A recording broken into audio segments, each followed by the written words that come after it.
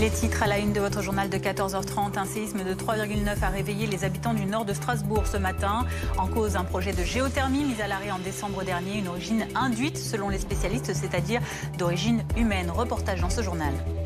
Deux clubs parisiens devaient accueillir une soirée test ce samedi soir avant la grande réouverture des discothèques le 9 juillet prochain. Elles sont finalement repoussées à une date ultérieure faute de volontaires en nombre suffisant. C'est ce qu'ont indiqué les organisateurs.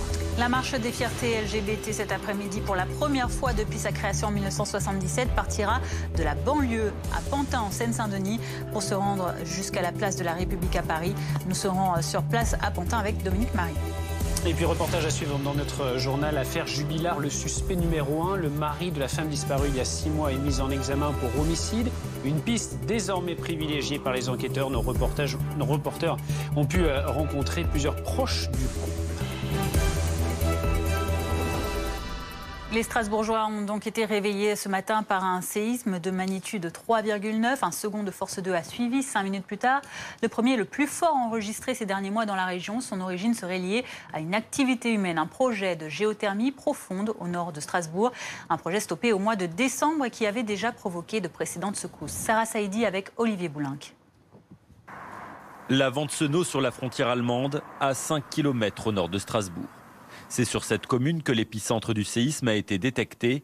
De magnitude 3,9 sur l'échelle de Richter, il a surpris la population en pleine nuit. Oui, ça m'a réveillé directement et j'ai pas compris en fait ce qui s'est passé. C'est venu d'un seul coup, les meubles ont tremblé et tout, c'était assez impressionnant. En pleine nuit, le lit qui commence à trembler, alors je me suis dit, merde, un mauvais rêve. Cette caméra de vidéosurveillance fonctionnait au moment du séisme. Un tremblement de terre qui n'est pas isolé, il y en a eu plusieurs depuis 2018.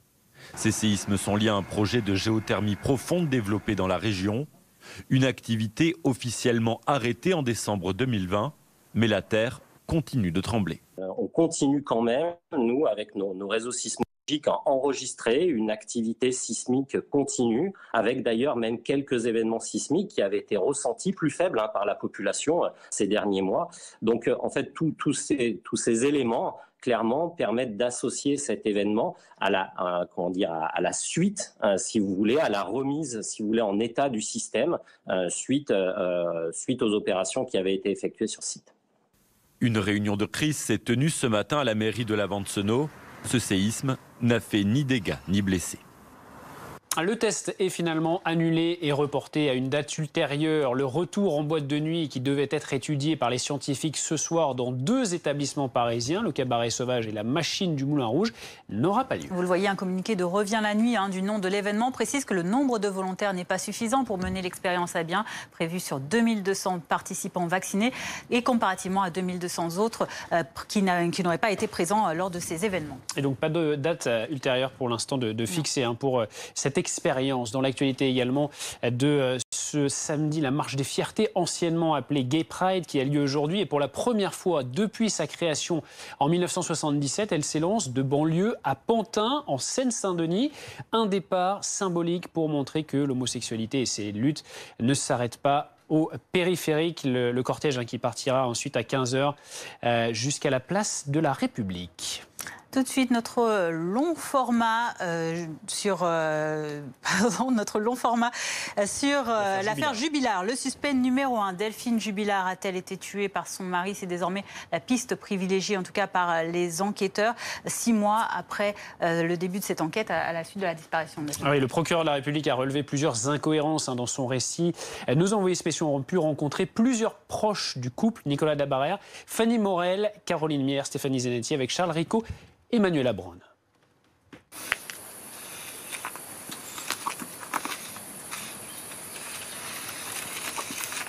Ce sont quelques mots écrits à la craie, inscrits devant la maison des Jubilards. Ce vendredi soir, quelques amis encore bouleversés par les derniers rebondissements de l'enquête sont venus rendre hommage à leur copine, Delphine, disparue depuis 6 mois. On n'est pas debout. En fait, c'est des moments qu'on redoutait, mais que, voilà, tristesse.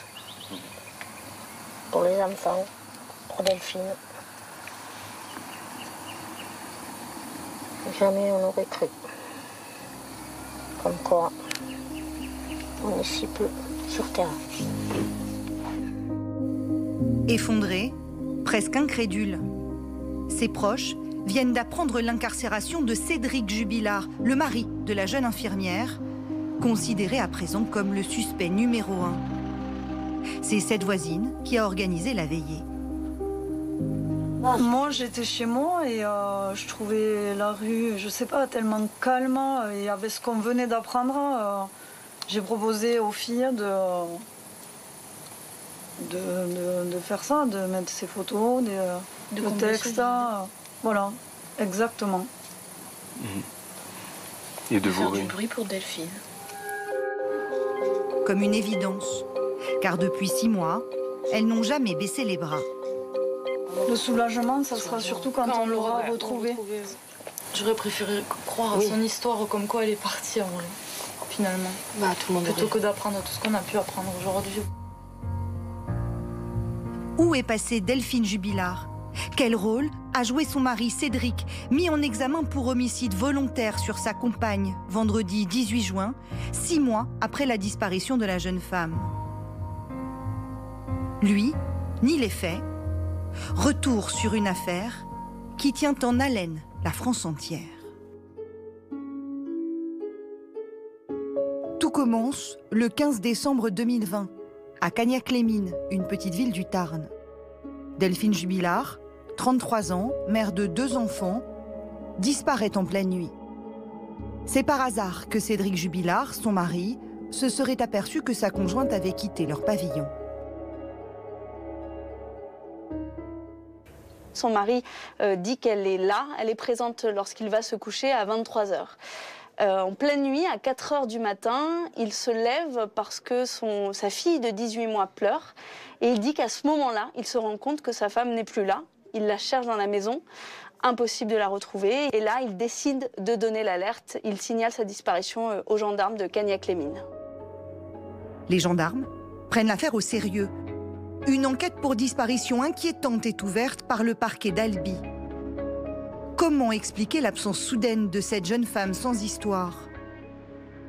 Il n'est pas normal qu'une mère de famille, mère de 2 enfants, disparaisse en pleine nuit, en décembre, avec un téléphone sans chargeur, mais aussi sans son sac à main, sans aucun effet personnel, sans ses lunettes dont elle a besoin. Delphine et Cédric se sont rencontrés en 2004. Elle n'avait alors que 17 ans. Béatrice était présente à leur mariage. C'est l'une des rares amies intimes de Delphine à avoir accepté de témoigner. C'était quelqu'un de magnifique, hein. C'était une perle. Béatrice et Delphine ont travaillé ensemble pendant 10 ans comme infirmières de nuit en service gériatrie à Albi. Elle décrit une jeune femme très discrète, presque secrète sur sa vie personnelle. Mais à la joie communicative, comme dans cette vidéo où Delphine esquisse quelques pas de danse sur son lieu de travail.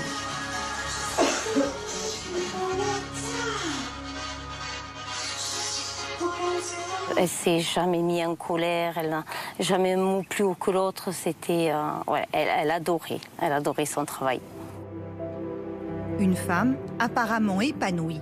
C'était une maman formidable. C'était quelqu'un qui aimait ses enfants, qui adorait ses enfants, qui aurait tout fait pour ses enfants. Elle faisait des gâteaux, elle nous disait j'ai fait ci, j'ai fait là. Ses enfants, c'était sa vie.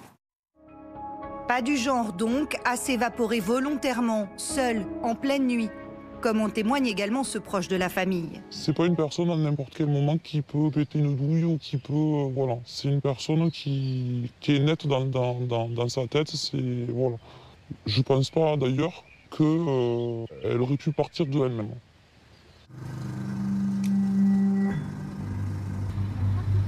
Fin décembre, 8 jours après sa disparition, une première battue citoyenne est organisée.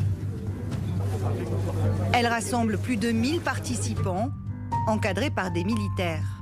Bonjour, vous êtes combien? Vous êtes 3, 4. Donc là, l'idée de manœuvre, c'est de vous répartir. On a créé 15 groupes. Les lacs de la région sont dragués. Les champs et forêts parcourus par des volontaires et des équipes cynophiles. Même des drones sont utilisés pour les recherches. Les marcheurs là, qui n'arrivent pas à atteindre par exemple une partie boisée, et moi grâce à cet appareil-là, je vais pouvoir me mettre carrément à la verticale, faire un fort zoom et déceler toute trace qu'ils ne verraient pas à l'œil nu. Mais très vite, les soupçons se concentrent sur le mari. Les enquêteurs procèdent à des perquisitions dans le foyer du couple. Pendant plusieurs heures, ils passent la maison au Blue Star, ce produit qui révèle les traces de sang. Ils scannent les sols et les murs en profondeur grâce à un géoradar, un outil utilisé par exemple lors des fouilles dans l'affaire Fourniret. Mais rien n'apparaît. Pourtant, les gendarmes découvrent que le couple est sur le point de divorcer. Delphine Jubilard a un amant. La rencontre entre Delphine et cet homme se noue sur un site internet, probablement un site de rencontre, même si ce n'est pas clairement établi. C'est d'abord une relation épistolaire qui s'installe. Ils échangent des messages pour apprendre un peu à se connaître. Et puis, au fil des mois, des rencontres ont lieu. Et puis cette relation sentimentale gagne en intensité. Les amants projetaient secrètement d'emménager bientôt ensemble. Delphine Jubilard avait souscrit un prêt pour s'acheter une voiture. Elle cherchait un nouveau logement sur Albi et avait même déjà acheté des meubles. Cédric Jubilard avait une très grande difficulté au point de vue affectif et matériel à accepter cette séparation, la vivait très mal, tentait même de reconquérir son épouse, mais d'une manière particulièrement intrusive et agressive, puisqu'il pouvait se montrer brutal, grossier, agressif, y compris envers ses enfants. Et il avait organisé une véritable surveillance de son épouse, l'interrogeant sur ses déplacements, allant sur son compte pour voir si elle avait effectivement fait des dépenses, essayant même de la géolocaliser. Autre élément qui intrigue les enquêteurs, des contradictions dans sa version du déroulé de la nuit. Il y a des incohérences, notamment sur le plan de la téléphonie. C'est-à-dire que à des moments où Cédric Jubilard affirme être endormi, couché, et par définition inactif, son téléphone, lui, ne l'est pas. Il est actif, son téléphone. C'est-à-dire qu'il y a une activité qui peut être, ça on ne le sait pas précisément à cet instant, mais des échanges de messages, une consultation de site internet, la connexion à une application, on ne sait pas. En tout cas, son téléphone est actif, et ça crée déjà un premier doute, puisque s'il ment sur ses heures de sommeil, sur quoi d'autre peut-il mentir? Face aux gendarmes, Cédric Jubilard affirme que la nuit a été calme. Mais le témoignage des voisines en dit autrement. C'était 23h07 très précisément. Cette dame et cette fille, donc adultes, vont entendre en direction du domicile de la famille Jubilard des cris stridents et de détresse d'une femme qui vont effectivement les interpeller et qui vont progressivement disparaître et s'arrêter dans la nuit. Leur fils de 6 ans confirme qu'il y a bien eu une dispute ce soir-là. Autres éléments matériels troublants, la voiture du couple a visiblement été bougée et à 4 h du matin, il faisait une lessive. Que lorsque les gendarmes arrivent vers 4h50, ils trouvent M. Jubilard occupé à déclencher une machine à laver, dans laquelle se trouve la couette du lit sur lequel dormait Madame Jubilard. Ceci se passe de manière, dans un contexte, vous en conviendrez, assez incongru, puisqu'elle a disparu, et ce n'est pas la première chose à laquelle on pense, d'autant plus que, je suis désolé de le dire, mais que ça se situe dans une habitation dont l'état d'entretien est extrêmement négligé. Malgré ce faisceau d'indices, Cédric Jubilard reste inflexible et continue de nier son implication dans la disparition de sa femme. Un homme qui reste dans une forme de déni selon le procureur, une personnalité qui a montré pendant ces 6 derniers mois un certain sang-froid, alors que tous les yeux étaient braqués sur lui.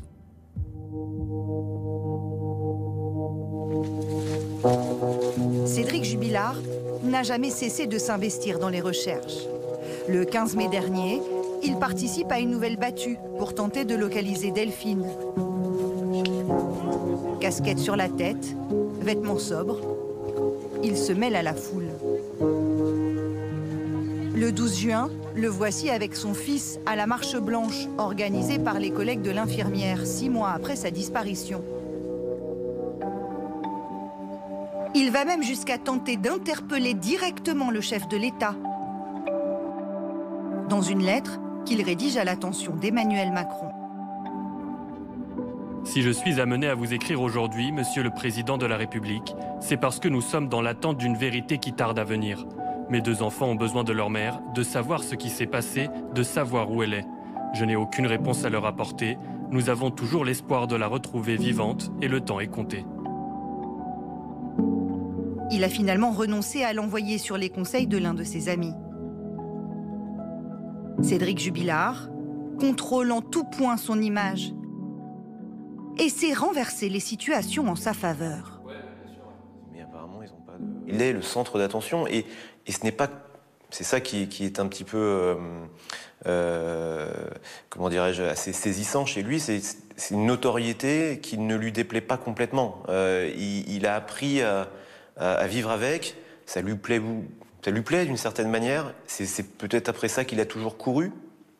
En tout cas, il s'amuse de ça. Il dit qu'il est devenu le mec le plus connu du Tarn.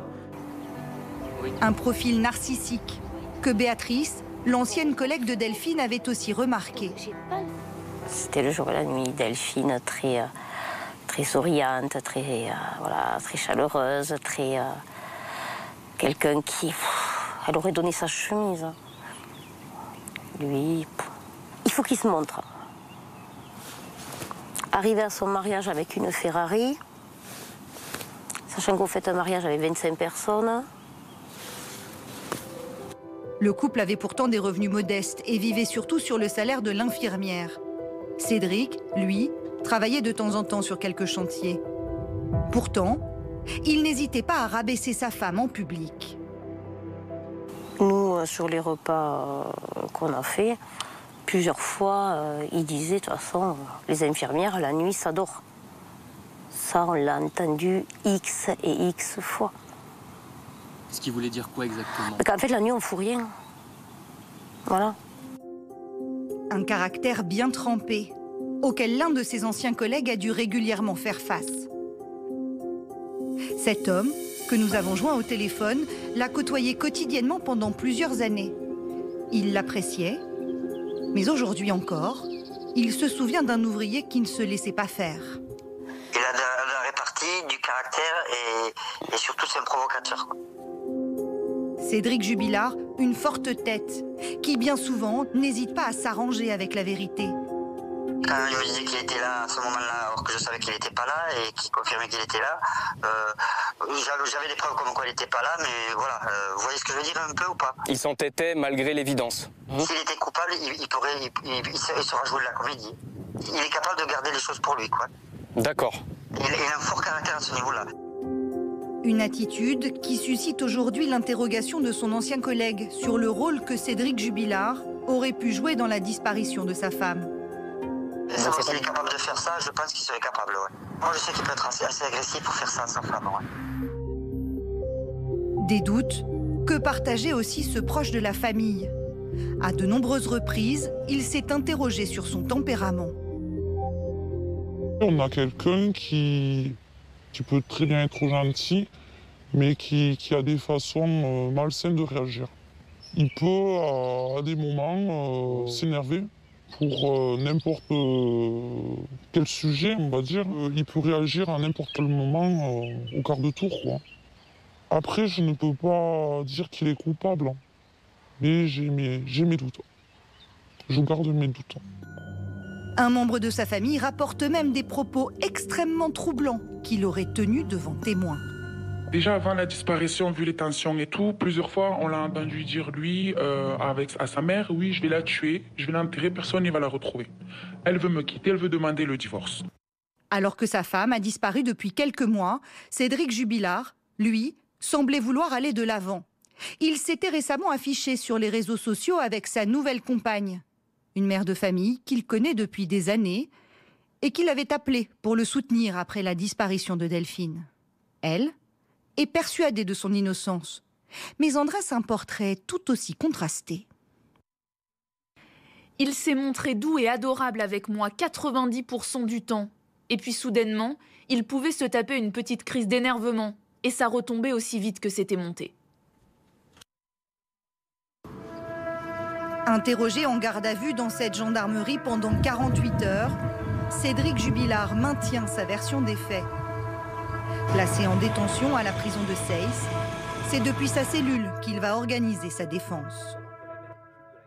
Voilà, j'aimerais simplement que l'enquête se poursuive et que l'on ne se focalise pas uniquement sur le fait d'essayer de faire converger des éléments de preuve vers une seule et unique thèse, car ça, c'est potentiellement, et je pèse mes mots, potentiellement, l'antichambre d'une erreur judiciaire. Je ne suis pas en train de vous lire l'avenir. Je dis attention à ce qui pourrait se passer si on ne réfléchit pas en gardant à l'esprit la présomption d'innocence. Le corps de Delphine Jubilard reste toujours introuvable. De nouvelles recherches vont être organisées. La météo. Trop chaud?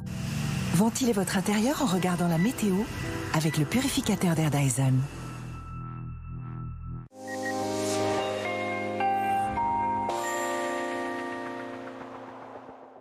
Et c'est un temps bien maussade ce samedi sur le nord-ouest du pays, comme ici à Paris. Un ciel chargé, quelques averses seront possibles dans le courant de l'après-midi. En fait, nous avons toujours cette goutte froide sur les îles britanniques qui nous apporte son influence et qui nous apporte, on va le voir sur cette animation satellite, eh bien, ces précipitations. On voit bien cet enroulement déjà sur l'animation satellite et accompagné sous ces nuages, eh bien, des précipitations sur une partie de la Bretagne, des Pays de la Loire, ça remonte sur la Normandie et on va surveiller également dans le courant de la soirée plutôt, donc un petit peu plus tard dans la journée, ces orages qui vont se mettre en place, parfois forts, accompagnés de grêles, de vents violents sur les Pyrénées. Tout cela va remonter sur l'ouest de la région Midi-Pyrénées et en direction du Limousin dans le courant de la nuit. Donc grande prudence, on retrouvera d'ailleurs demain matin la trace de ces orages, mais vraiment de façon atténuée sous un ciel maussade malgré tout, de la Gironde jusque sur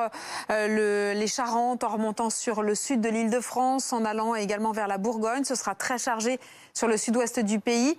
Il n'y aura vraiment que les régions les plus à l'est et le pourtour méditerranéen qui vont conserver encore un temps bien ensoleillé. Dans le courant de l'après-midi, attention, tout cela devrait à nouveau se réactiver, cette instabilité. Et en arrivant dans l'air chaud qui va rester encore présent, on va le voir avec les températures dans l'est, ces orages pourraient être forts et accompagnés de grêles une nouvelle fois. Tout cela épargnera donc toujours le pourtour méditerranéen où le soleil va persister ainsi qu'en vallée du Rhône. Les températures donc en tout début de matinée, des valeurs très contrastées comprises entre 12 et 20 degrés et donc dans le courant d'après-midi toujours de l'air très chaud sur les régions de l'Est.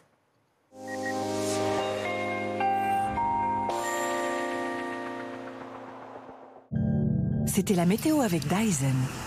Ventilez votre intérieur avec le purificateur d'air Dyson. Les sports, le foot et l'Euro tout de suite.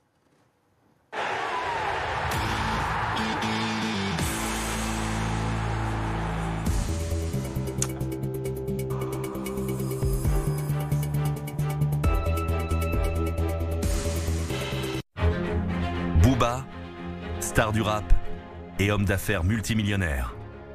Qui est vraiment Booba? Pour moi, aujourd'hui, Booba, c'est une légende, c'est une institution. Booba coche toutes les cases. Génie littéraire ou artiste misogyne et violent? Là où Booba a quelque chose de très pervers, c'est qu'il veut détruire son adversaire aussi psychologiquement. Tant qu'il a quelqu'un qui est devant lui, il lâche pas l'affaire. Booba enquête sur un bad boy. Pas des flics là-bas, monsieur? En avant-première dès maintenant, sur la nouvelle plateforme RMC BFM Play.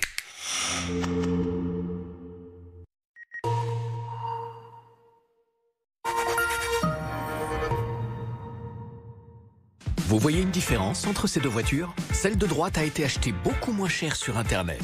Et oui, sur aramisauto.com, vous avez jusqu'à moins 30% sur votre voiture neuve. Et on vous la livre à domicile sans supplément. Aramis Auto. Vous faisiez comment pour acheter une voiture avant?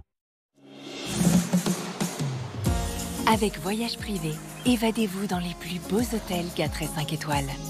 Jusqu'à moins 70%, vol et hôtel compris. Voyageprivé.com, le numéro 1 des ventes privées de voyage. Retour à l'instinct primaire, ce soir à 21h05 sur RMC Découverte. Qui peut concurrencer la MAF? À la MAF, avec mon assurance habitation, mon téléphone peut être indemnisé en cas de chute accidentelle chez moi, comme en dehors. Désolé, moi je préfère la MAF. Plus de protection, c'est ma façon d'être. Information au 3015 et dans les agences MAF.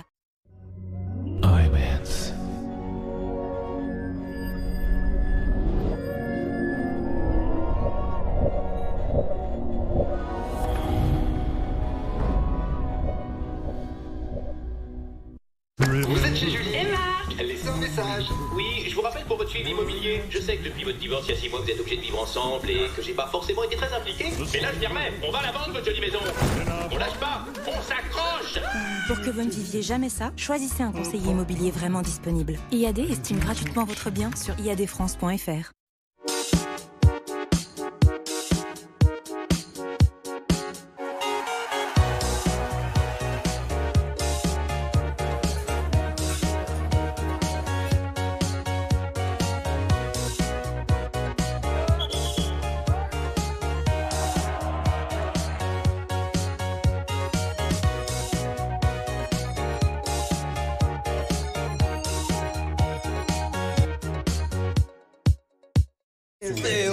C'est pas Versailles ici, hein. C'est pas Versailles, oh, c'est la pub. Mais oh. Pas Versailles ici. C'est pas Versailles ici, la pub. Vous connaissez la pub? Mais c'est pas... Hop. On est chaque jour un peu plus nombreux à faire des économies d'énergie. Avec Total Énergie, c'est simple. Une énergie jusqu'à 10% moins chère et des services pour réduire votre consommation. Un jour, en montant sur la balance, c'était un choc. Plus de 100 kilos. Mon IMC indiquait que j'étais en surpoids. J'avais besoin d'une solution sérieuse, d'être encadré et de ne pas me priver. C'est pour ça que j'ai décidé de faire comme j'aime et j'ai perdu 15 kilos. Aujourd'hui, j'ai retrouvé un mode de vie sain grâce à Comme j'aime et cette période de surpoids, elle est derrière moi. Alors, pour perdre du poids, appelez tout de suite le 0800 534 534 ou rendez-vous sur commej'aime.fr. commej'aime.fr. Et surtout, n'oubliez pas le .fr.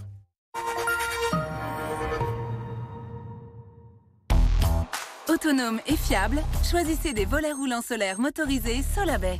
Fenêtres, volets, portes, portails. Mon projet, c'est Solabay. Avec l'appli Ada, une voiture tout près de chez moi et on roule juste toi et moi. Avec l'appli Ada, mon smartphone devient la clé et ma famille est en sécurité. Avec l'appli Ada, je loue sans contact et sans agence. De jour comme de nuit. Téléchargez l'appli Ada, louez et partez en toute sécurité. Ada, ça roule pour moi. Retrouvez vos jeux préférés où vous voulez sur l'appli FDJ. À télécharger maintenant. Coup d'envoi à l'achat de voitures en ligne avec Autohero. Profitez maintenant de notre vitrine virtuelle, confortablement depuis chez vous. Vous commandez, Autohero livre gratuitement. La voiture que vous voulez, là où vous voulez. Achetez votre voiture facilement en ligne. Autohero. Avec les nouveaux barbecues à gaz intelligents EX de Weber, réussissez vous aussi le steak parfait. Votre assistant de cuisson vous guide pas à pas. Il vous indique quand placer votre steak sur le barbecue, quand le retourner et quand c'est prêt. Découvrez les nouveaux barbecues connectés EX, Genesis et Spirit de Weber. Avant d'acheter un nouvel appareil, sommes-nous sûrs que celui qui vient de nous lâcher n'est pas réparable? Choisir Maïf, c'est pouvoir privilégier les réparations plutôt que jeter. Maïf, assureur militant. Quand c'est mieux, c'est plus cher. Très cher.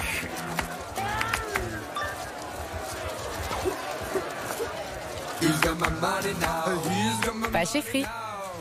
Avec Free, la 5G est au prix de la 4G. Merci Free. 31,02 €, c'est vraiment pas cher pour du café. Et des yaourts vanille. Du jus de pomme, de la viande hachée, du liquide vaisselle, du lait, du beurre, une baguette, des compotes de fruits, de la glace, des petits beurres, un camembert, de la lessive, du sucre en poudre, de la confiture d'abricot, des haricots verts, des palets de légumes, du riz, de l'eau minérale, des nouilles, de l'essuie-tout, des pommes rissolées. Oui, c'est vraiment pas cher. Mais vous n'êtes pas surpris. Ça fait plus de 10 ans que vous dites que Lidl est trop fort sur les prix. Lidl, le vrai prix des bonnes choses.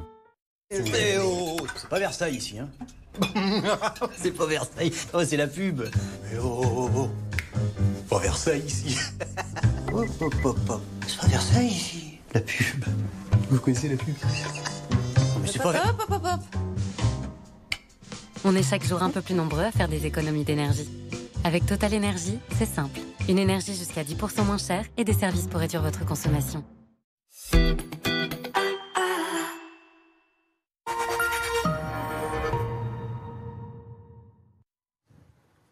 Soyez les bienvenus si vous nous rejoignez sur BFM TV. À la une du journal, à 15h, il serait responsable de la mort de 2 personnes dans le Gers. Le variant Delta du Covid-19 est désormais présent dans 12,2% des tests effectués en France et il inquiète à l'étranger. Sydney se reconfine et Israël remet le port du masque en intérieur au goût du jour. Reportage à suivre. L'expérience revient la nuit repoussée à une date ultérieure. L'étude scientifique devait être menée cette nuit auprès de 2200 personnes vaccinées dans les boîtes de nuit parisiennes du Cabaret Sauvage et de la Machine du Moulin Rouge. Mais les volontaires ne sont pas assez nombreux. Nous serons à Paris devant l'un de ces établissements avec Antoine Lard.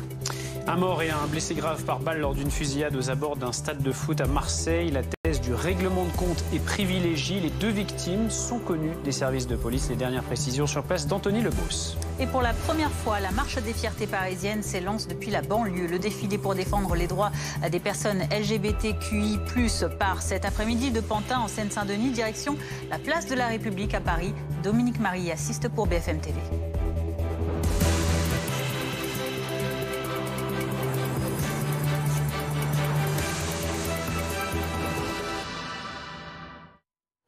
Déjà responsable d'une reprise épidémique au Royaume-Uni depuis quelques semaines, le variant Delta, plus contagieux, pourrait provoquer un rebond à l'échelle mondiale cet été si rien n'est fait pour le contrer rapidement, estiment spécialistes et autorités sanitaires. Oui, car il représente, vous le voyez, désormais 12,2% des résultats positifs de tests Covid en France. Ailleurs dans le monde, Sydney en Australie se reconfine et en Israël, le port du masque redevient obligatoire en intérieur. Tour d'horizon, Adrien Portron. Habituellement bourdonnante, Sydney s'est muée une nouvelle fois ce samedi en ville fantôme. Depuis 18h ce samedi, la ville de Sydney est en confinement jusqu'à minuit le 9 juillet. Cela signifie que tout le monde doit rester chez soi. 5 millions d'habitants de nouveau calfeutrés. La cause ? Plus de 80 personnes testées positives cette semaine. Toutes en lien avec un chauffeur qui transporte des équipages de compagnies aériennes. Face à cette nouvelle, les riverains sont atterrés. Tout le monde est déprimé, abattu, fatigué, contrarié. C'est juste une ville fantôme à nouveau. Aujourd'hui, on a l'impression d'un nouveau coup alors qu'on se relève lentement. Confinement strict aussi pour le Bangladesh à partir de lundi. Selon les autorités locales, le pays fait face à une augmentation dangereuse et alarmante des cas de contamination au variant Delta. Les 163 millions d'habitants doivent donc se barricader. Toutes les administrations publiques et les entreprises du secteur privé seront fermées. Seuls les déplacements à caractère médical seront autorisés. Pas de confinement en Espagne, mais les cas de contamination dans le pays s'envolent. En cause, un voyage d'étudiants à Palma de Majorque a entraîné un important foyer de contamination. Plusieurs centaines de personnes infectées et plusieurs milliers de jeunes en quarantaine dans cette région du pays. Et on en parle avec Bruno Megarban. Bonjour, merci d'être avec nous. On rappelle que vous êtes chef du service réanimation à l'hôpital Lariboisière à Paris. Est-ce qu'il faut être inquiet par ce variant Delta ? Il faut être vigilant. C'est un variant qui donne la même maladie que tous les autres variants, donc il n'y a rien de neuf. Par contre, effectivement, il est 50 fois plus contagieux que la souche britannique. Et donc, effectivement, était déjà beaucoup plus contagieuse. Tout à fait, qui était elle-même exactement beaucoup plus contagieuse que la souche initiale qui venait de Chine.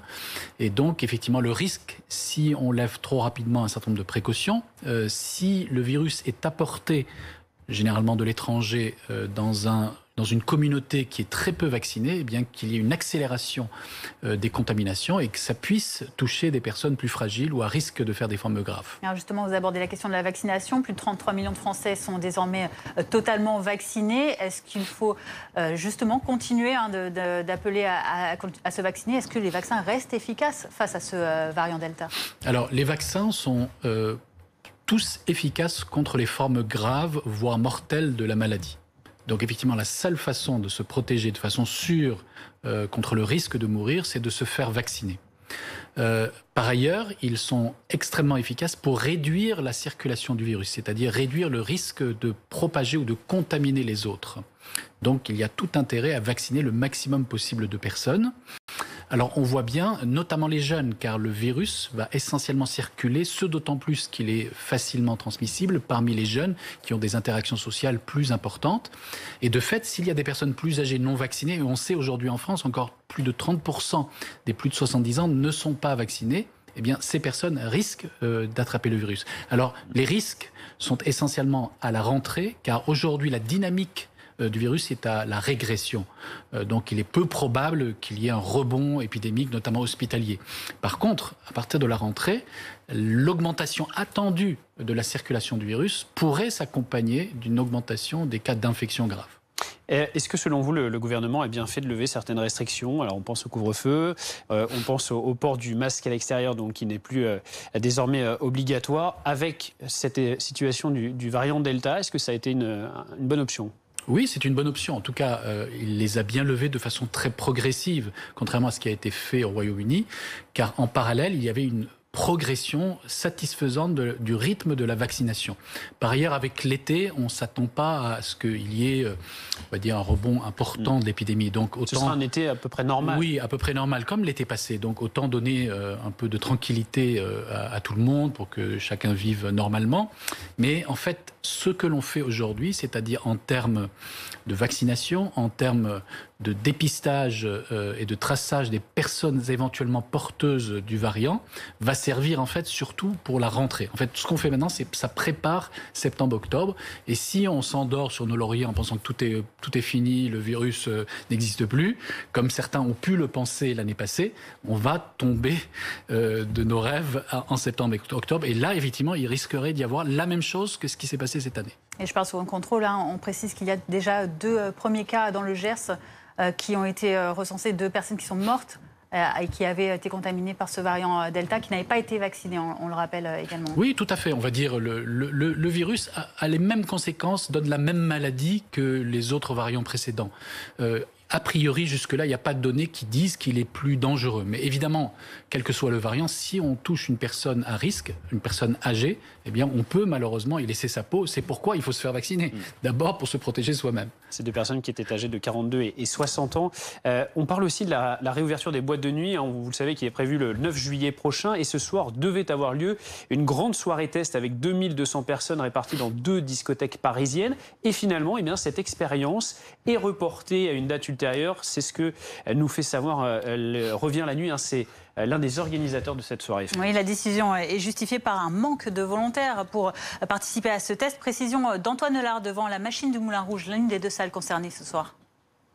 Les organisateurs, dans un communiqué, expliquent qu'ils n'ont pas réussi à recruter suffisamment de participants pour cette soirée test. Ils recherchaient au total 4400 personnes. Alors des volontaires, il y en avait forcément beaucoup. Le problème, c'est que les critères pour être éligible étaient assez stricts. Il fallait avoir entre 18 et 49 ans, ne pas présenter de comorbidité et surtout être pleinement vacciné, c'est-à-dire avoir reçu les 2 injections et avoir reçu la 2e dose depuis au moins 14 jours. Et manifestement, c'est ce critère de vaccination qui a posé problème parce qu'on le rappelle, la vaccination est ouverte à tous en France depuis le 31 mai seulement, depuis moins d'1 mois. Concrètement, ça veut dire que beaucoup de jeunes n'ont pas eu encore le temps de recevoir les 2 doses. Faute de participants suffisants pour que l'étude soit valable, eh bien, les organisateurs expliquent que cette soirée test sera reportée à une date ultérieure. On rappelle que l'idée, c'était de permettre à 2200 personnes de faire la fête sans restriction dans 2 boîtes de nuit différentes. L'autre moitié des candidats candidats devaient rester à la maison. Pas de restrictions, ça veut dire pas de masque, pas de distanciation physique, pas de jauge non plus, c'est-à-dire vraiment faire la fête comme avant pour voir si s'amuser dans un lieu bondé est un facteur de risque supplémentaire de propagation du virus parmi les personnes vaccinées. Professeur Megarban, pas assez de volontaires pour cette expérience, notamment parce que beaucoup de jeunes ne se sont pas fait vacciner. On est vraiment là au cœur d'un problème, il n'y a pas assez de vaccination chez les jeunes aujourd'hui. C'est-à-dire que la vaccination a été ouverte pour les jeunes, à part professions particulières comme ceux qui exercent dans la santé, relativement tardivement. Donc effectivement, pour pouvoir répondre aux conditions de sélection et de participer à cette étude, il fallait avoir les 2 doses et être, je crois, 15 jours après la 2e dose. Donc évidemment, de fait, il n'y a pas beaucoup de volontaires possibles. Donc ça sera un report peut-être de cette étude, voire une annulation définitive. À nouveau, l'intérêt de cette étude éventuelle était de montrer si le fait, en étant vacciné et en se côtoyant sans respect de la distanciation sociale et sans masque, on pouvait propager le virus. Malgré tout, je pense que les résultats allaient être négatifs, car évidemment, il y avait des conditions extrêmement drastiques pour pouvoir y rentrer, c'est-à-dire être vacciné, avoir fait un test antigénique juste avant négatif. Donc la probabilité de transmettre était extrêmement faible, ce d'autant plus qu'aujourd'hui le virus circule très peu. Et donc probablement le résultat aurait été négatif. Malgré tout, c'était intéressant de la conduire, c'est dommage. Surtout que tout était prêt, à l'évidence. Oui, c'est ça. Et votre confrère tout à l'heure, le docteur Teboul, disait finalement, malheureusement, ça n'aurait pas eu lieu dans des conditions réelles parce que lorsque les discothèques vont rouvrir le 9 juillet, il n'y aura pas de vaccination obligatoire, alors que ça aurait été le cas cette fois-ci. Tout à fait, vous avez raison. Effectivement, ce qui est recommandé, c'est d'avoir le pass sanitaire pour pouvoir rentrer dans la discothèque. Mais évidemment, de fait, la presque totalité des jeunes ne pourraient pas venir avec le pass sanitaire, donc devrait entrer avec un test négatif.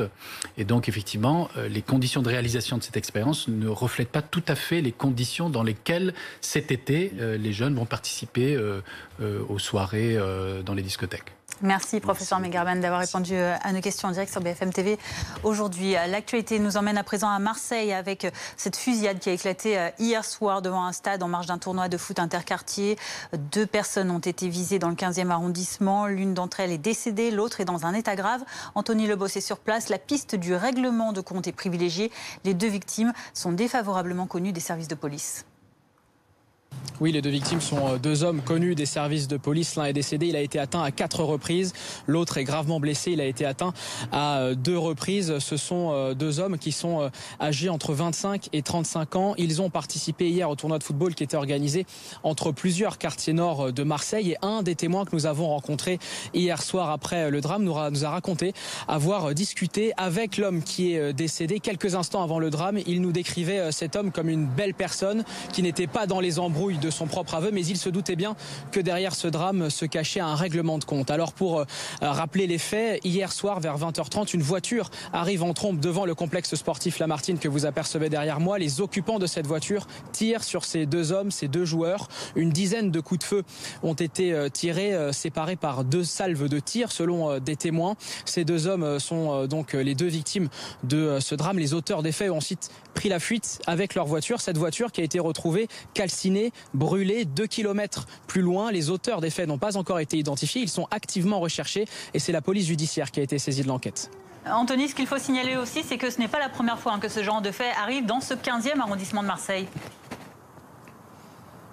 Non, ce n'est pas la première fois. C'est vrai que le 15e arrondissement de Marseille est gangréné par ces règlements de compte. 2 exemples à vous donner. Le premier, il s'est déroulé en février dernier. Un homme de 33 ans a été abattu et là encore, la piste privilégiée, c'était le règlement de compte. Deuxième exemple, ça s'est passé en juin 2020. Un homme a été abattu dans sa voiture, criblé de balles, des balles qui provenaient d'armes de guerre. Là encore, un soupçon de règlement de compte. Et c'est vrai qu'il y a plusieurs exemples comme celui-ci à vous donner et ces règlements de compte, eh bien, ils sont souvent dus à cause d'histoires de trafic de stupéfiants, de trafic de drogue. Ils se déroulent souvent en pleine nuit, parfois en pleine journée. Un 3e exemple à vous donner, ça s'est passé en 2016. Un homme a été abattu avenue Saint-Antoine, à 500 mètres d'ici, une avenue très commerçante. Il a été abattu à 16h de l'après-midi. Et c'est vrai que les habitants de ce quartier, même s'ils nous disent que c'est assez calme ici, n'étaient pas vraiment surpris. Pour eux, aucun doute, il s'agissait bien d'un règlement de compte hier. Et ils nous décrivaient une atmosphère, c'est vrai, de rivalité entre différents quartiers et différents clans. Pour preuve, ils refusaient même de de témoigner devant notre caméra de peur des représailles. Merci beaucoup Anthony Lebos à Marseille pour BFM TV avec Marjorie Marcillac. Guillaume Fard est avec nous en plateau, consultant sécurité. Guillaume, cette semaine, il y a eu aussi à Marseille ces tirs sur un TGV. Est-ce qu'il y a une recrudescence de la violence à Marseille? Est-ce qu'il y a un problème marseillais? En fait, plutôt non, nous disent les chiffres. Alors c'est vrai que c'est assez paradoxal au regard de ces événements hier soir qui sont quand même terribles. Vous le rappeliez, un homme est mort, un homme a été grièvement blessé. Mais concernant la drogue d'abord, le 31 décembre 2020, le ministère de l'Intérieur nous disait qu'il y avait 3952 points de deal en France. Les Bouches-du-Rhône ne sont pas dans le trio de tête des départements où on trafique le plus. C'est la Seine-Saint-Denis, le Rhône et ensuite le Nord. Et concernant Marseille et les assassinats, la tendance est plutôt à la baisse. Alors si on part bien évidemment des années 80, la grande période de la French Connection, c'était un assassinat par semaine lié au trafic de drogue. Si on fait un bond dans le temps, le début des années 2010, on était à un assassinat tous les 15 jours à Marseille lié au trafic de drogue. 2017, on tombe à un assassinat par mois. Et l'année 2020, eh bien, c'était 8 assassinats liés au trafic de drogue. Donc en fait, à Marseille, la tendance est plutôt à la baisse, avec un taux d'élucidation de ces assassinats liés au trafic de drogue dans la capitale phocéenne qui s'améliore. On est à 50% de taux d'élucidation, là où la moyenne nationale est plutôt aux alentours de 30%. C'est une première à Paris cette année. La marche des fiertés, anciennement appelée Gay Pride, prend son départ depuis la banlieue avant de rejoindre la place de la République dans la capitale. Le défilé qui doit bientôt partir depuis l'église de Pantin. On va retrouver sur place Dominique Marie. Dominique, est-ce qu'il y a du monde sur place? Ça ne devrait pas tarder à partir. Oui, effectivement, il y a déjà du monde, il suffit de regarder, du monde à perte de vue ici aux environs de l'église de Pantin, avec quand même des chars. Normalement, il ne devait pas y en avoir, mais vous voyez, les organisateurs ont quand même réussi à avoir quelques chars pour diffuser de la musique. Là-bas, il y a des tambours qui sont en train de claquer, puis beaucoup de monde, des gens de tous horizons, beaucoup de jeunes aussi qui sont là pour tout simplement être ensemble, beaucoup de gens qui nous parlent aussi des discriminations qu'ils ont vécues. C'est le cas de Julie. Julie qui me disait qu'elle était collégienne, et vous, c'était un peu mal passé dans votre collège. Je me suis fait insulter et tapé par une fille parce que j'étais lesbienne et que je chantais avec une fille. C'est pour cela. Et vraiment, je trouvais ça horrible qu'elle ait fait ça. Ça, c'est des choses qui vous marquent évidemment. Bah oui, étant donné que moi, tout ce que je fais, c'est sortir avec ma petite copine. J'ai le droit, même si je suis une fille. J'ai totalement le droit. C'est pour ça que la communauté LGBT, elle est aussi belle. On est tous réunis pour une même cause. Donc ça, c'est magnifique.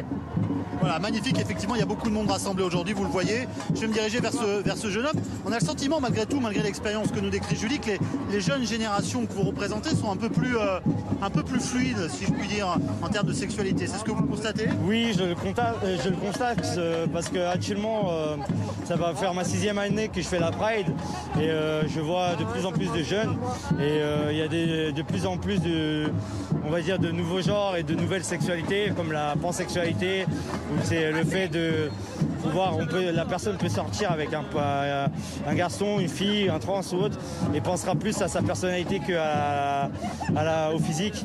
Après, il y a encore les non-binaires, il y a bien d'autres choses. Tout à l'heure, on m'a parlé d'hypersexualité, on m'a parlé de asexuel, il y a plein de choses qu'on apprend aujourd'hui. Et dans mon groupe, par exemple, j'ai 2 jeunes de 15-16 ans qui viennent de se découvrir. C'est leur première Pride. Je les ai ramenés sur le stand, ils ont découvert plein de choses sur le monde LGBTQ et autres. Et évidemment, cette Gay Pride, c'est l'occasion de se retrouver, se rassembler, être soutenu aussi, parce que vous l'avez compris, il y a beaucoup de monde autour de moi. Cet après-midi, départ donc de Pantin en Seine-Saint-Denis, direction la place de la République à Paris. Merci Dominique Marie avec Camille Fournier donc pour suivre cette marche des fiertés. L'actualité à l'étranger à présent, direction Miami, plus de 48 heures après l'effondrement spectaculaire de cet immeuble résidentiel de 12 étages. Au moins 4 personnes sont mortes et on est toujours sans nouvelles de 159 autres personnes. Marie Gentric, vous êtes sur place pour BFM TV. C'est une véritable course contre la montre qui se joue. Oui, tout à fait. On peut parler de course contre la montre. Les recherches ont duré toute la nuit et les recherches se poursuivent. Alors la police a demandé aux journalistes de s'éloigner un petit peu des lieux, mais j'étais sur place un petit peu plus tôt dans la journée. On peut voir d'immenses grues qui sont en train de s'activer. On peut aussi voir et entendre les hélicoptères qui survolent les lieux. Le nuage de poussière, de fumée, lui, est toujours aussi présent. C'est toujours aussi difficile de respirer, donc des conditions difficiles pour les secouristes. Alors les chiffres, vous les avez rappelés, 4 décès confirmés, 159 personnes portées disparues disparu et ces chiffres, on craint qu'ils n'augmentent rapidement. D'ailleurs, une conférence de presse devrait commencer d'ici quelques minutes, donc on devrait avoir davantage d'informations. Et puis la grande question perdure, à savoir qu'est-ce qui a causé l'effondrement de cet immeuble? Pourquoi une telle tragédie? Et justement, on apprend ce samedi matin, ici c'est encore le matin aux États-Unis, on apprend ce samedi matin qu'en 2018, un rapport avait été publié et que ce rapport indiquait que le bâtiment en question avait des problèmes, était fragilisé. Et forcément, ça pose la question, est-ce qu'une telle tragédie aurait pu être évitée? Merci beaucoup Marie Gentric en direct de Miami pour BFM TV, notamment donc pour ces toutes dernières précisions. J-1 avant le second tour des élections régionales et départementales, avec notamment comme enjeu, vous le savez, la participation. Journée spéciale sur BFM TV demain, tout au long de votre dimanche, la participation à 12h avec le premier chiffre, édition spéciale qui démarre à 16h, 20h les résultats, et puis notre grande soirée électorale autour de nos journalistes, éditorialistes et tous nos invités. Tout de suite, les sports et l'Euro 2020 de football. Retrouvez votre programme avec les montres connectées Lotus Connected.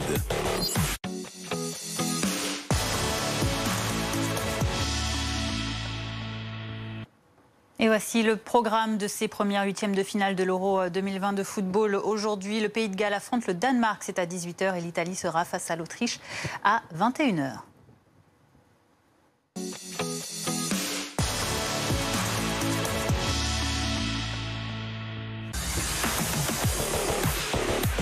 C'était votre programme avec les montres connectées Lotus Connected. Restez avec nous sur BFM TV. Dans un instant, nous reparlerons de ce séisme de 3,9 qui a réveillé ce matin les habitants de Strasbourg. En cause, un projet de géothermie qui avait été mis à l'arrêt au mois de décembre dernier. L'événement foot de l'année. Chaque jour de match pour les Français, rendez-vous 1 heure avant le coup d'envoi sur BFM TV. La réponse française, elle arrive très vite, dès la reprise de la deuxième période. Tout le monde attendait le retour de Karim Benzema ce soir. L'avant-match. J'ai l'impression qu'il n'y a pas de débat. La mi-temps. C'était souvent un jeu stéréotypé. Puis, avec nos consultants. Bonsoir. Merci. Le débrief complet et les buts. On va revoir les images. L'événement foot de l'année jusqu'au 11 juillet sur BFM TV.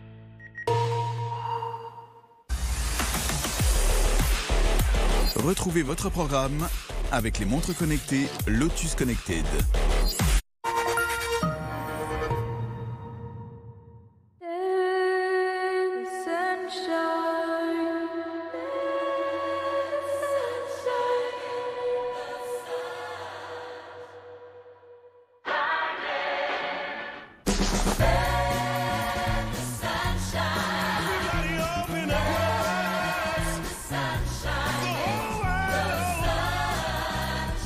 Venez découvrir nouveau Citroën C3 Aircross. Attends, je me demande si c'est bien raisonnable. T'es sûre d'être prête? Ouais, à ta place, je prendrai le temps de réfléchir. Franchement, monter une boîte en ce moment. Oh, en ce moment. T'as le temps, non? Laisse tomber. Faut bien se mouiller. Offrir aux jeunes entrepreneurs un compte pro pendant 1 an pour les aider à se lancer. C'est ça, construire dans un monde qui bouge. Avant d'acheter un nouvel appareil, sommes-nous sûrs que celui qui vient de nous lâcher n'est pas réparable? Choisir Maïf, c'est pouvoir privilégier les réparations plutôt que jeter. Maïf, assureur militant. Et disons, Benji, ça te va vraiment bien d'avoir perdu du poids. Entre nous, tu l'as vraiment fait avec Comme J'aime? Mais pas qu'un peu. J'ai perdu 10 kilos avec Comme J'aime. 10 kilos. Ouais. Mais tu l'as fait normalement? Enfin, je veux dire, comme tous ceux qui l'ont fait. Bah évidemment, c'est extrêmement sérieux, extrêmement cadré et surtout, j'ai repris de bonnes habitudes alimentaires. Ah, et tu crois que je devrais le faire, moi? Non, franchement, t'es superbe. T'es gentil, hein. Mais je pense que je vais me lancer. Alors si vous aussi voulez perdre du poids, venez calculer gratuitement votre IMC sur le site comegem.fr. Comegem.fr et surtout, n'oubliez pas le .fr. 20%. C'est le nombre de jeunes victimes de cyberharcèlement. 20% qui le vivent souvent comme un traumatisme. 20% pour qui la caisse d'épargne a décidé d'être encore plus utile. En intégrant une assistance psychologique dans ses assurances scolaires et santé. Caisse d'épargne, vous êtes utile.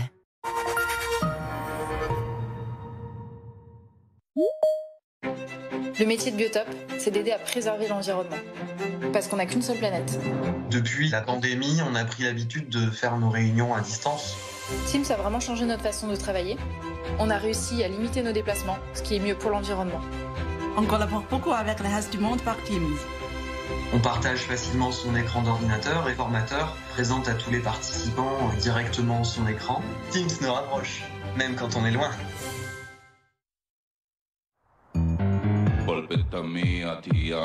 Depuis toujours, les vraies innovations sont celles qui sont utiles.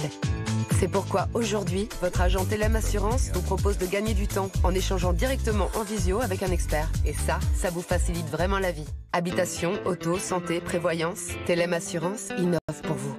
Acceptez-vous de prendre Demba pour époux? Non. C'est sérieux ça? T'inquiète, t'auras une deuxième chance. Avec BetClick, ton premier pari remboursé s'il est perdant. Le dernier aspirateur Dyson V15 Detect est le seul équipé d'un laser qui révèle les poussières invisibles.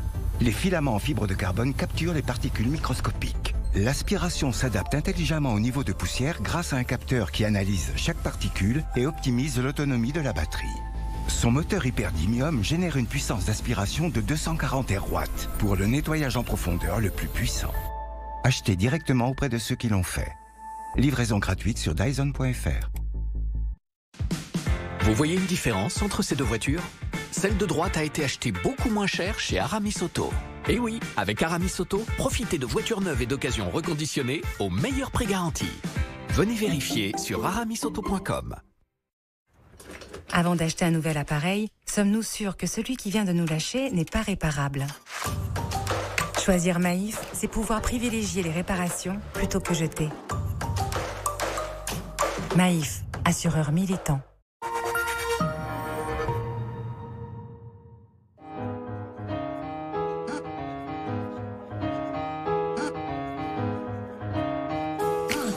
Hold on, don't let me go. Your first name is free, last name is dumb, but you still believe in where we're from. Man's white flower, it's in every living thing. Mind use your power, spirit use your wings. Are made of the same things.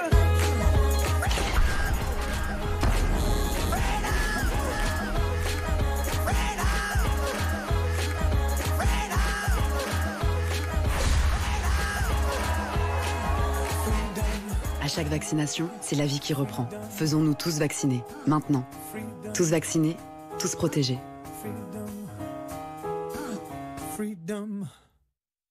Trop chaud?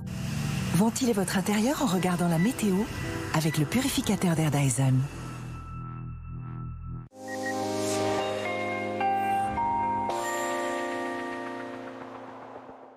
Et c'est un temps bien maussade ce samedi sur le nord-ouest du pays, comme ici à Paris. Un ciel chargé, quelques averses seront possibles dans le courant de l'après-midi. En fait, nous avons toujours cette goutte froide sur les îles britanniques qui nous apporte son influence et qui nous apporte, on va le voir sur cette animation satellite, eh bien, ces précipitations. On voit bien cet enroulement déjà sur l'animation satellite et accompagné sous ces nuages, eh bien, des précipitations sur une partie de la Bretagne, des Pays de la Loire, ça remonte sur la Normandie et on va surveiller également dans le courant de la soirée plutôt, donc un petit peu plus tard dans la journée, ces orages qui vont se mettre en place, parfois forts, accompagnés de grêles, de vents violents sur les Pyrénées. Tout cela va remonter sur l'ouest de la région Midi-Pyrénées et en direction du Limousin dans le courant de la nuit. Donc grande prudence, on retrouvera d'ailleurs demain matin la trace de ces orages, mais vraiment de façon atténuée sous un ciel maussade malgré tout, de la Gironde jusque sur les Charentes, en remontant sur le sud de l'Île-de-France, en allant également vers la Bourgogne. Ce sera très chargé sur le sud-ouest du pays. Il n'y aura vraiment que les régions les plus à l'est et le pourtour méditerranéen qui vont conserver encore un temps bien ensoleillé. Dans le courant de l'après-midi, attention, tout cela devrait à nouveau se réactiver cette instabilité. Et en arrivant dans l'air chaud qui va rester encore présent, on va le voir avec les températures dans l'Est, ces orages pourraient être forts et accompagnés de grêle une nouvelle fois. Tout cela épargnera donc toujours le pourtour méditerranéen où le soleil va persister ainsi qu'en vallée du Rhône. Les températures donc en tout début de matinée, des valeurs très contrastées comprises entre 12 et 20 degrés et donc dans le courant d'après-midi toujours de l'air très chaud sur les régions de l'Est.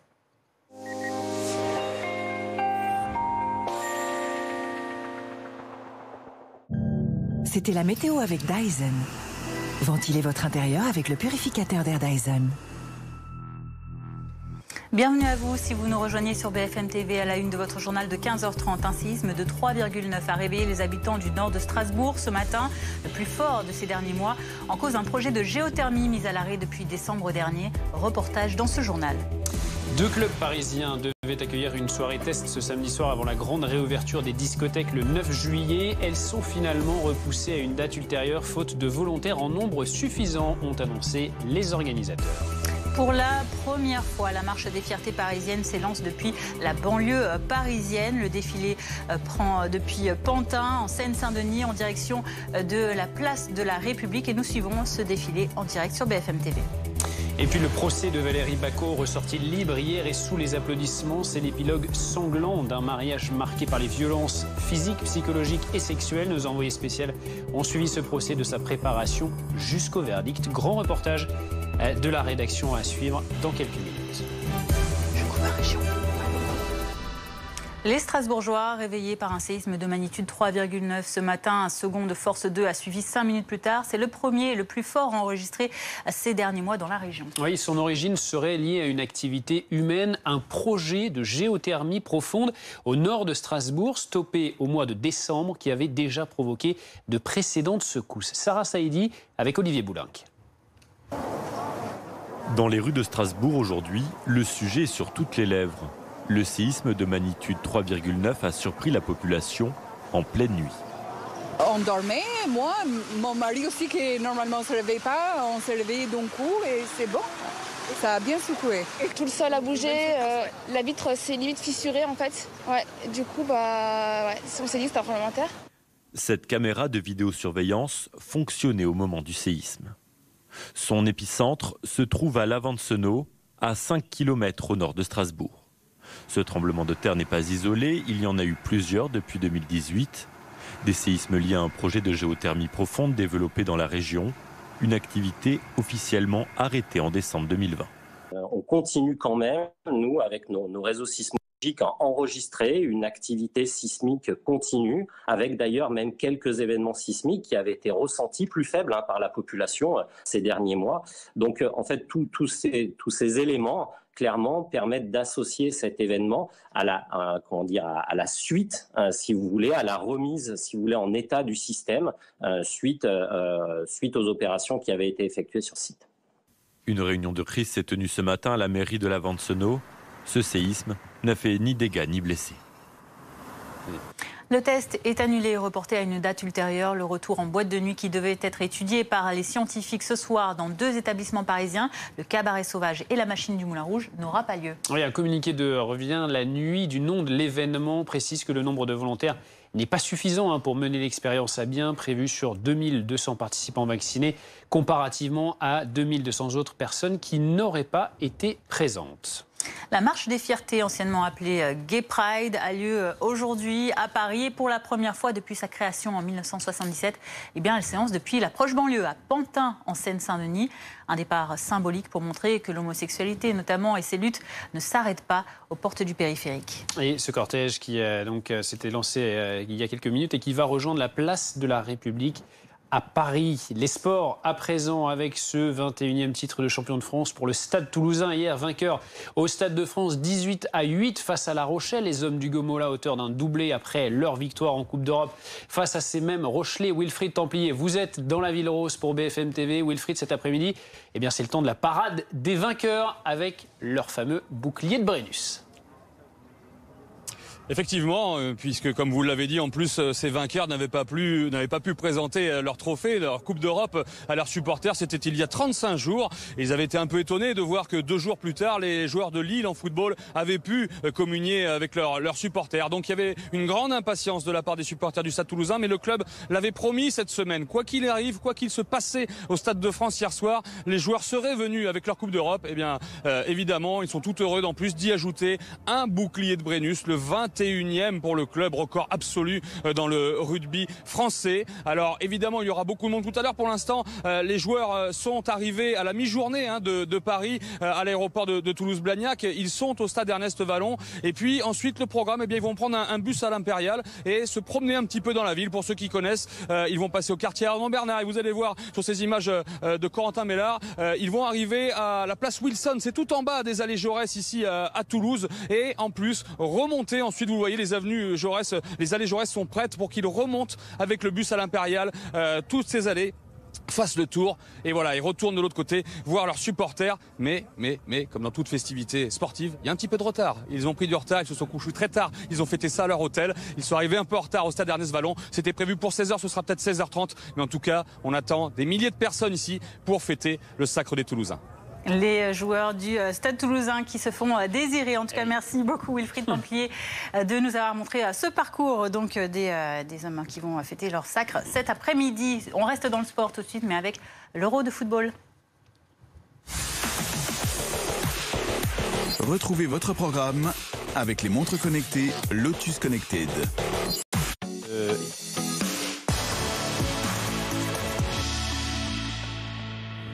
Programme des huitièmes de finale, les premiers de cet Euro 2020 de football avec 2 matchs aujourd'hui. Pays de Galles, Danemark à 18h et Italie et Autriche à 21h.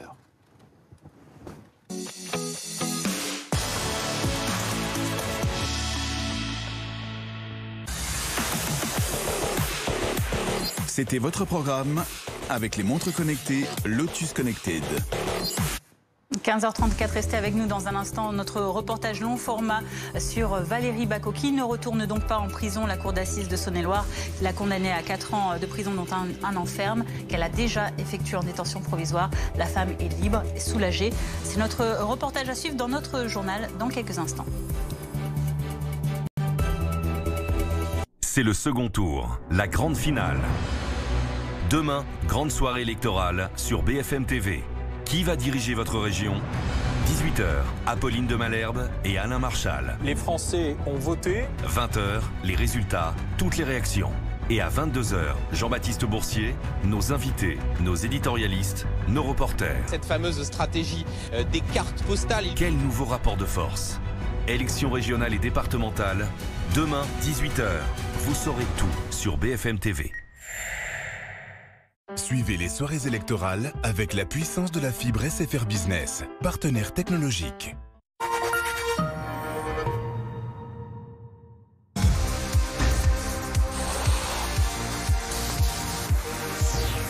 Quand on veut raconter une histoire, quand on n'est pas connu, il faut parler un peu fort. Quand on part de zéro, on se dit ça va être une mission impossible. Comment est-ce qu'on va faire naître une marque dans un marché qui ne l'attend pas ?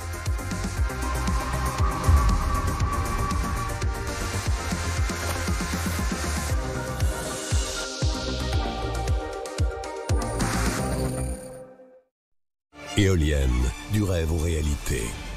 Le documentaire événement qui s'appuie sur les faits. En libre accès et à voir maintenant sur éolienne-lefilm.com.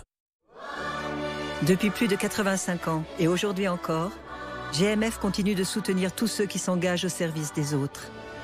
Voilà pourquoi nous avons décidé de ne pas augmenter nos tarifs auto en 2021. GMF, premier assureur des agents du service public. GMF, assurément humain. La nouvelle agriculture.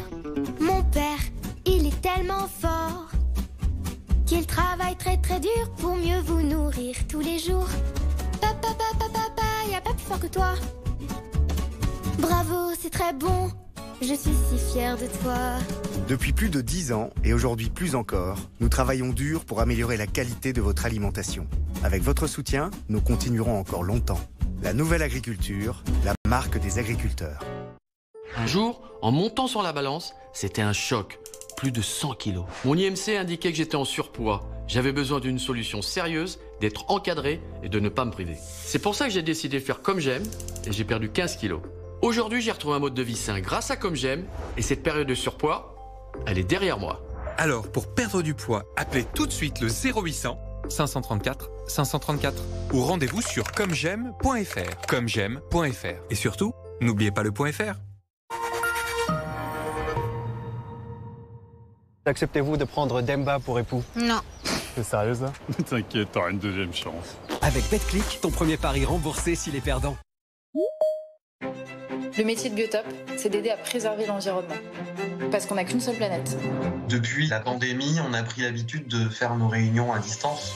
Teams a vraiment changé notre façon de travailler. On a réussi à limiter nos déplacements, ce qui est mieux pour l'environnement. On collabore beaucoup avec le reste du monde par Teams. On partage facilement son écran d'ordinateur et le formateur présente à tous les participants directement son écran. Teams nous rapproche, même quand on est loin.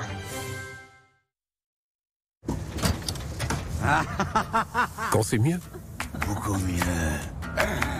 c'est plus cher. Beaucoup plus cher. Encore plus. Pas chez Free. Avec Free, la 5G est au prix de la 4G. Merci Free.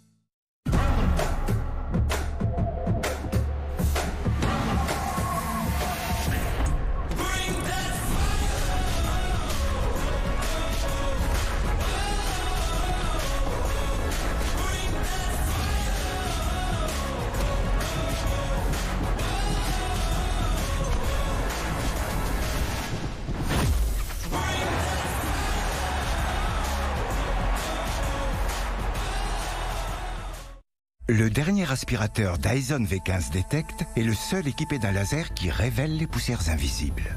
Les filaments en fibre de carbone capturent les particules microscopiques. L'aspiration s'adapte intelligemment au niveau de poussière grâce à un capteur qui analyse chaque particule et optimise l'autonomie de la batterie. Son moteur hyperdymium génère une puissance d'aspiration de 240 watts pour le nettoyage en profondeur le plus puissant. Achetez directement auprès de ceux qui l'ont fait. Livraison gratuite sur Dyson.fr. –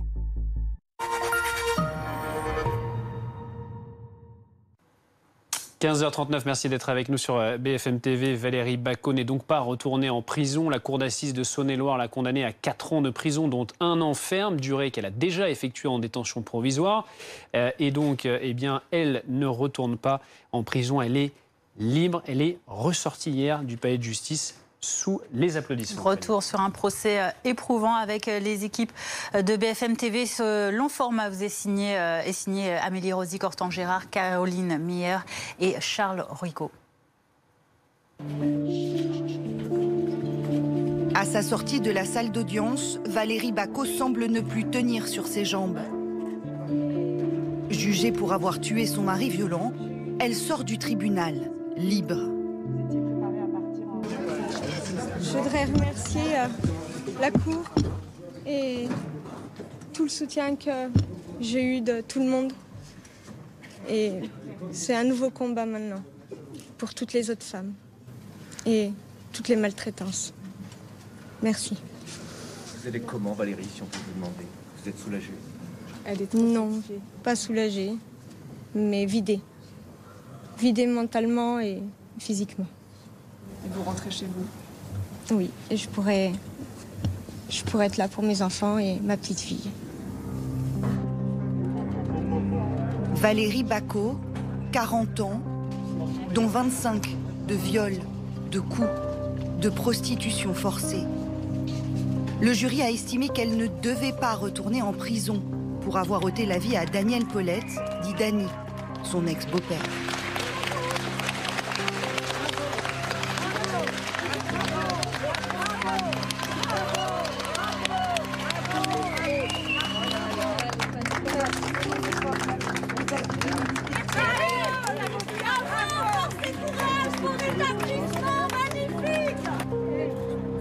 C'est seulement dans les bras de ses enfants qu'elle commence à reprendre des couleurs. Vivez en paix, vos enfants. Vivez en paix. Merci Valérie, merci pour toutes les femmes. Vous y croyez? Ah bah, un peu dur d'y croire, mais oui, je suis soulagé. Ça a été des bons moments? Ouais, ça a été sacrées émotions, mais content qu'elle puisse continuer sa vie normalement. L'épilogue d'une vie sous emprise, le début d'un nouveau chapitre, celui de la reconstruction. L'histoire de Valérie Bacot commence dans ce village de Saône-et-Loire. Elle est âgée de 11 ans lorsqu'elle rencontre Dany Paulette. Il est le nouveau compagnon de sa mère alcoolique. Elle n'a que 14 ans lorsqu'il abuse d'elle pour la première fois. Un inceste douloureux et répété. J'avais peur parce qu'il était déjà brutal et il me disait que j'avais pas intérêt de le dire. Sinon, ça allait mal se passer et qu'elle me croirait jamais. Et comme ma mère était déjà spéciale aussi, j'ai jamais osé rien dire. C'est une des sœurs de Daniel Paulette qui le dénonce. Il fera 2 ans de prison pour agression sexuelle avant de revenir au domicile familial. Cette fois, Valérie Bacot, 17 ans, tombe enceinte. Daniel quitte la mère et épouse la fille. Le couple emménage dans ce pavillon où ils élèveront leurs 4 enfants. Derrière les volets bleus, une jeunesse sans souvenir heureux. Un quotidien très compliqué, rempli de cris, selon les enfants du couple. Mon père était violent. Il nous tapait, donnait des calottes, jetait à la figure tout ce qu'il avait sous la main quand il avait bu, tous les jours. À la maison, Dany Paulette décide de tout. Quoi voir à la télé, à qui parler, quand sortir. Un monde tyrannique où il règne en maître absolu, duquel Valérie Bacot ne peut s'extraire. Vous vivez dans quelque chose où vous croyez que c'est comme ça partout, quoi. Vous pensez pas que c'est que vous. Puis comme il vous dit toujours que c'est à cause de vous, vous croyez tout ce qu'il dit. Avec le temps, la jeune femme perd tout libre arbitre. Elle me l'a dit, oui, j'étais une sorte de marionnette et c'est lui qui tirait les fils. Hein, c'est ça l'emprise. Hein. Donc, vaut mieux penser qu'on y est pour quelque chose que de penser qu'on ne vaut rien du tout, qu'on n'existe pas. Dany Paulette s'improvise proxénète. Il prostitue son épouse d'une manière particulièrement perverse. Il a tout prévu, les cartes de visite et un monospace aménagé pour les passes. J'avais des oreillettes et du coup je l'entendais par l'oreillette et il me disait comment me tourner, faire comme ci, faire comme ça. La soif de domination de Daniel Paulette ne s'arrête pas là. Alors qu'elle est âgée d'à peine 14 ans, il se rapproche de sa fille, Carline. Mon père me demandait de me mettre dans son lit, sous la couette. Un jour, il m'a demandé comment j'étais sexuellement, la taille de mon soutien-gorge. Je me suis dit que j'allais finir comme ma mère, prostituée.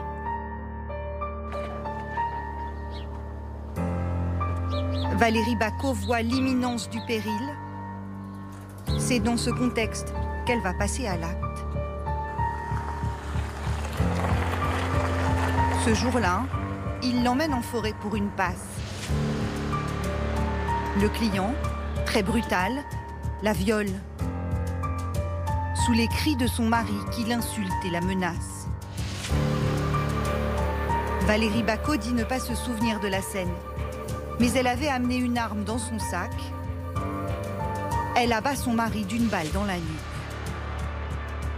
Je me souviens juste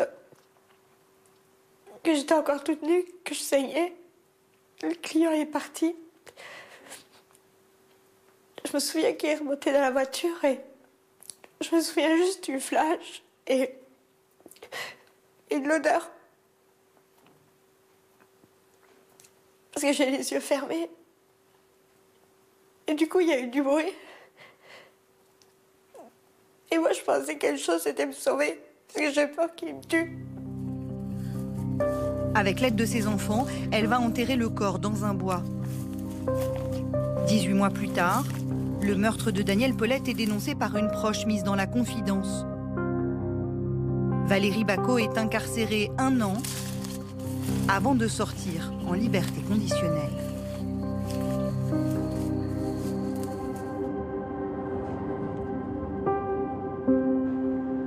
Depuis, la mère de famille, au look adolescent, prépare son procès avec une certaine résignation, persuadée qu'elle va retourner en prison. Je prépare comme si c'était la fin de ma vie, quoi, de liberté. Donc je parle toujours, il faut que je fasse ça avant de partir, il faut que je fasse ça avant de partir. Ce n'est pas en Bourgogne qu'elle organise sa défense, mais à 350 km de chez elle, à Paris. C'est là qu'elle retrouve ses avocates. Bon Valérie, comment vous sentez à l'approche du procès? J'appréhende, mais hâte que ce soit fait, que je sois fixée et, comment dire, si j'arrive à gagner contre lui, quoi. Maître Tomassini et Bonadjunta sont des spécialistes de la défense des femmes battues.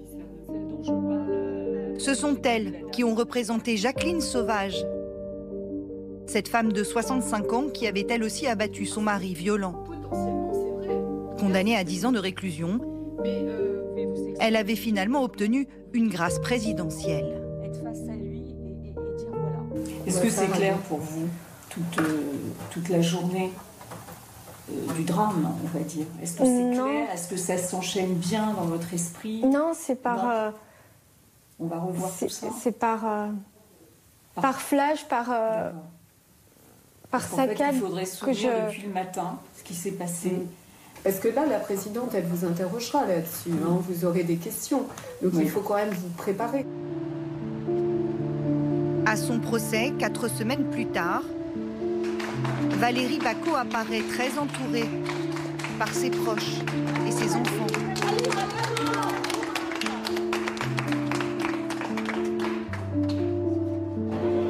Comme une enceinte de protection et d'amour dressée autour d'elle.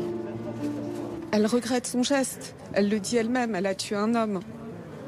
Donc en cela, elle sait que la société peut demander sa condamnation. Maintenant, elle va s'expliquer. Pendant 5 jours, devant la cour d'assises de Chalon-sur-Saône, les avocates vont tenter de faire bouger les lignes. Valérie Bacot est coupable, mais avait-elle un autre choix? Comment la société aujourd'hui peut envisager de renvoyer cette femme en détention? Pour moi, c'est inimaginable. J'espère que la Cour, les jurés vont comprendre que cette femme n'avait plus de capacité de discernement lorsqu'elle est passée à l'acte ce soir du 13 mars 2016. Ce procès, les avocates le plaident presque sans contradicteur. Dans la famille de la victime, personne ne s'est porté partie civile.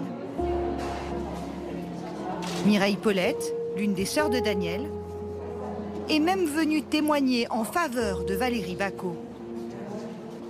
Moi, je suis venue aujourd'hui, en fait, pour défendre ma belle-sœur et dire ce qu'était mon frère. Une pourriture, un détraqué, pervers sexuel. Et voilà. Donc là, aujourd'hui, je suis pour défendre Valérie, ouais. Ce qui est sûr, c'est pas moi qui manque. Hein. D'ailleurs, je crois qu'il manque à personne, en fait. C'est ça la vérité vraie. À la lumière de ces témoignages, de cette violence extrême subie pendant près de 25 ans, le ministère public a demandé la clémence. Valérie Bacot, victime au départ très clairement, ne pouvait pas prendre la vie de celui qui l'a terrorisée, l'a violée, l'a prostituée. Mais il faut fixer l'interdit sans réincarcérer. La peine doit accompagner plutôt que de retirer à nouveau. 5 ans de prison sont requis, dont 4 avec sursis. Comme elle a déjà fait 1 an de détention, cela voudrait dire que Valérie ne retourne pas en détention ce soir. Et quand elle a compris ce que ça voulait dire, elle a eu un éblouissement, une crise d'angoisse, et elle a fait un malaise. Et là, elle est couchée par terre. Valérie Bacot, encore persuadée de sa propre culpabilité, peine à s'imaginer libre. Dans son abnégation, voici les derniers mots qu'elle a adressés au jury. D'abord, je voudrais dire pardon à mes enfants de ce que je leur ai fait endurer. Pardon aux enfants qu'il a eus avant. Pardon à sa famille, à ses ex-compagnes. Et merci à vous tous de m'avoir écouté et de m'avoir appris beaucoup de choses. Ce procès, c'est un grand pas pour moi, pour peut-être tourner une page et passer un cap, j'espère.